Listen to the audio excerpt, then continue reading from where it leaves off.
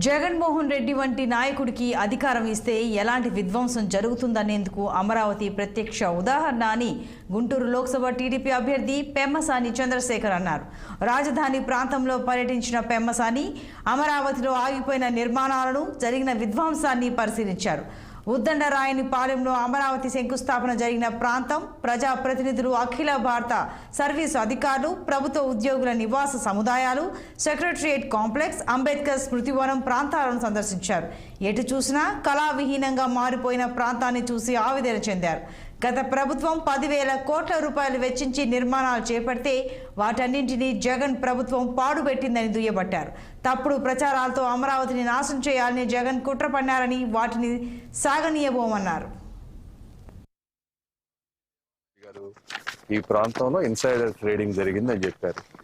మరి ఆయన 5 సంవత్సరాల నుంచి అధికారంలో ఉన్నారు. ప్రతిదీ ఫైలు భూతద్దంలో పెట్టి ఎక్కారు.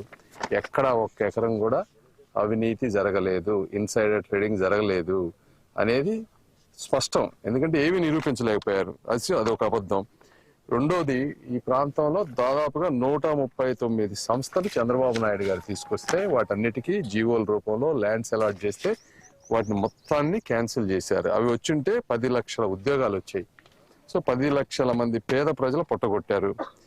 తర్వాత ఈ చుట్టుపక్కల ప్రాంతంలో ఉన్నటువంటి భూమిని కరెక్ట్గా ఒక సమర్థవంతమైన నాయకుడు గనక వాడుకొని ఉంటే ఈరోజు 2 లక్షల కోట్ల రూపాయల ఆస్తి, ఇది ఆంధ్ర ప్రజలందరికీ సంబంధించినటువంటి ఆస్తి. ఎందుకంటే ఇప్పుడు హైదరాబాద్ లాంటి మహానగరం, ఇప్పుడు హైదరాబాద్లో చూస్తూ ఉంటే ఎంత వాల్యూస్ ఉన్నాయో మీరు అర్థం చేసుకోండి. అలాంటి ఆస్తిని మొత్తాన్ని కూడా కేవలం ఉపయోగించుకోకుండా వదిలిపెట్టారు.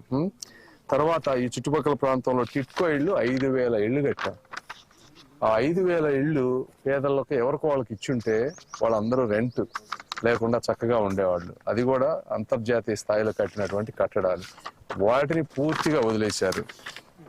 తర్వాత ఇక్కడ ఈ ఎంటైర్ రాజధాని ప్రాంతం డిజైన్ అనేది ఒక డాలస్ కంటే కూడా గొప్పగా డిజైన్ చేశారు. అమెరికా లాంటి నగరాల కన్నా కూడా డాలస్ కానీ, సింగపూర్ కానీ ఇవన్నీ 20-30 ఏళ్ల క్రితం డిజైన్ చేసినటువంటి నగరాలు.